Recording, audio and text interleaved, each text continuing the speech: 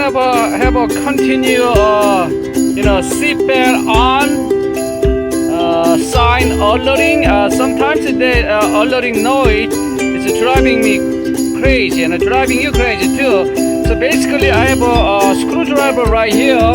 When you plant the seatbelt, they get the noise. They has a sensor right there. That seatbelt inside.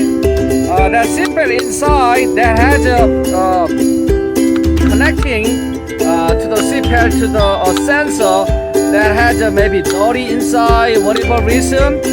That's a connecting problem. So with the screwdriver, okay, you can just heat it up, tap couple times, then would be stop that noise. Okay, I just wanna show you. Just hit it couple times. When you put on the seatbelt, okay, hit it couple times.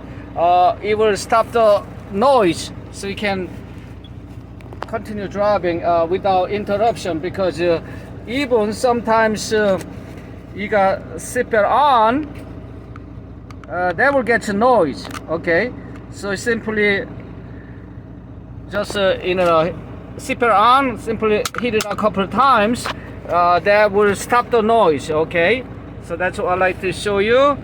So safe drive, folks. Thank you for watching.